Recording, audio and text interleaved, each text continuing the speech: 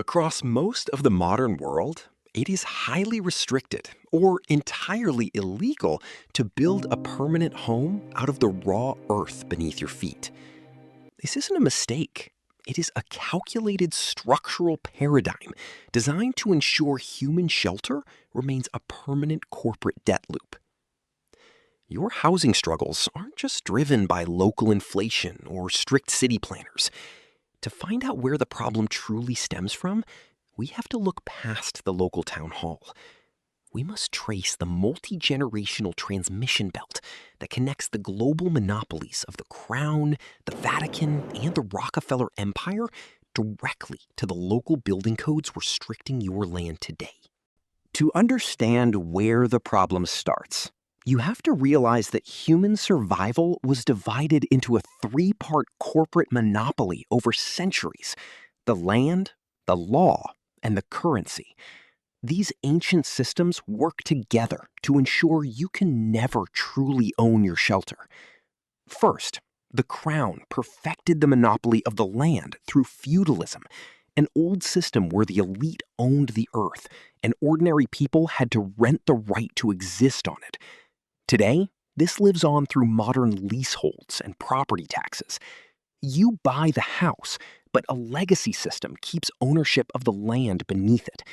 By artificially restricting space, they drive land prices sky high, forcing you into a lifetime of labor just to keep a spot on the grid. Second, the Vatican built the legal grid to track it. Centuries ago, they standardized international trust law and property registries. This created a system where land cannot just be used. It must be centrally registered, tracked, and trapped under bureaucratic oversight. If your home isn't in their corporate registry, it doesn't legally exist. Finally, the Rockefeller Empire and Wall Street banking dynasties closed the trap in the early 20th century. They realized a dangerous economic truth. If an independent citizen can build a high-performance home out of local clay, straw, and timber for next to nothing, they exit the credit market. A self-sufficient builder doesn't need a bank. To kill this independence, they heavily funded the standardization of building codes, legally outlawing cheap natural biomaterials and making expensive corporate manufactured materials the mandatory legal minimum. Because you are forced by law to buy their high-cost industrial products, you are systematically driven straight into a 30-year mortgage, paying a bank multiple times your home's actual value in interest. The ultimate playground for this strategy is the housing market. An independent family living in a rammed earth or heavy timber homestead that lasts for centuries represents a dead end for recurring corporate spending. They don't buy materials, and they don't take out loans. To destroy that self-sufficiency, industrial manufacturing lobbies created the International Building Code.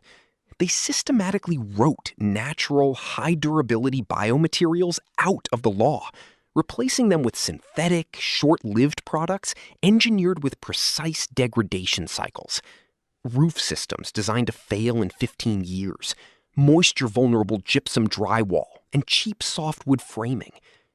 Local town councils adopt these pre-drafted codebooks under the banner of public safety, completely unaware that they are integrating a standardized corporate pipeline directly into local law. The global elite don't enforce this system themselves. They use local bureaucrats to package corporate dependency as public safety laws. To understand how this works, we have to look back to 1924, when an international monopoly called the Feebas Cartel realized that if products last forever, corporate profits collapse. They forced light bulb manufacturers to intentionally downgrade their engineering so bulbs would burn out after 1,000 hours. This was the birth of planned obsolescence, deliberately building things to fail. This brings us to the final gatekeepers, local code enforcers and small-town building inspectors. It is easy to get angry at the person holding the clipboard, but they are just brainwashed compliance agents at the terminal end of the corporate pipeline. They have been trained to believe that if your home doesn't come from a commercial retail supply chain, it is inherently hazardous. Every violation notice they issue is simply enforcing the corporate model to trap you in their consumer credit loop. But this entire global enforcement grid relies on one single fragile legal boundary to exercise its power over you: jurisdiction. And once you understand how that boundary is actually drawn, the inspector's clipboard becomes completely useless. The corporate compliance network only functions if you build inside their legal perimeter. If you step outside their administrative boundary, the inspector's paperwork loses all legal authority.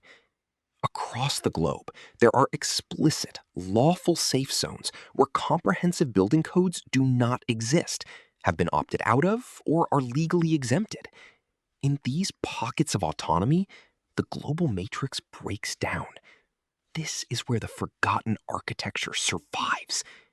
Builders who understand how to navigate agricultural exemptions, unorganized territories, and code-free counties are actively constructing high-performance, permanent earthen structures for next to nothing, completely insulated from municipal overreach, bank interest, and corporate monopolies. While it is widely assumed that the United States is uniformly governed by the International Building Code, deep-seated constitutional principles regarding private property rights have allowed specific jurisdictions to remain independent of county-wide code adoptions. Delta County, Colorado. While incorporated municipalities within the county enforce standard regulations, the unincorporated rural sectors have intentionally abstained from adopting uniform building codes, meaning structural building permits and routine framing inspections are not required. This allows for the lawful engineering of rammed earth or earthbag structures. Terlingua, Brewster County, Texas. Situated in the remote high desert of West Texas, immense tracts of land operate with zero local building code enforcement. This geography has become a primary center for alternative earthship, papercrete, and experimental solar architecture because the county does not maintain an active structural regulatory department. Missouri, the no-code belt. Over 50% of the counties in Missouri, including Shannon, Reynolds, and Texas counties, have historically voted down the adoption of county-wide building codes. While state law mandates a compliant sanitation or septic system to protect local watersheds, the physical design and structural composition of the primary dwelling remain entirely at the discretion of the landowner. Canada maintains strict oversight via its National Building Code, yet a distinct administrative exemption exists within the geography of the North: unorganized townships. In territories across northern Ontario, such as the Cochrane District, an unorganized township designates a region completely devoid of a municipal corporate government. Because there is no local municipal council to pass local bylaws, there is no building permit department and no structural inspection staff. A builder must secure a provincial environmental permit for waste management systems to protect water tables. But once cleared, you are legally unconstrained to execute high-mass insulated hempcrete or earth-shelter designs tailored for subarctic climates. In Central and South America, the architectural freedom shifts from statutory omissions to explicit legal recognition of alternative materials and decentralized community governance. Costa Rica, the permaculture hub. Although Costa Rica operates under a centralized engineering framework, rural and coastal zones, such as the Osa Peninsula or Puerto Viejo, explicitly integrate alternative materials into their regional planning. Earthen architecture, bajareke, wattle and daub, and structural bamboo are fully recognized by regulatory bodies because these high-elasticity biomaterials demonstrate superior seismic performance compared to standard concrete masonry. Peru and Bolivia, the Adobe Highlands. Across the Andean interior, unfired earth construction is legally protected as a cultural heritage asset. Over 60% of regional dwellings utilize traditional adobe and tapia, rammed earth. In rural provinces, local jurisdictions govern property via usos y costumbres, constitutional provisions recognizing traditional customs and community consensus over centralized urban building regulations. Finally, The Republic of the Philippines features a precise statutory exemption within its national legal framework specifically designed to safeguard sustainable indigenous architectural traditions from corporate material mandates.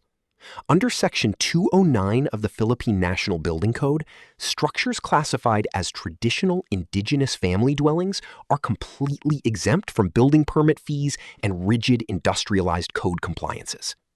The statutory definition specifies that if a dwelling is intended for single-family occupancy, constructed from indigenous biological materials such as bamboo, clay, volcanic ash pozzolans, thatch, or local timber, and falls within traditional rural valuation thresholds, it is legally recognized as an exempt ancestral dwelling. In agricultural and rural municipalities across provinces like Negros, Palawan, or Samar, establishing your build outside the urbanized municipal center grants you the legal authority to construct highly advanced, multi-generational bioclimatic earth and bamboo structures completely free from municipal engineering interventions. The institutional grid is vast, and its standardized policies extend across the globe. But its enforcement authority halts precisely where its statutory boundaries end. Analyze the geography, select your jurisdiction, and construct a legacy that endures independently.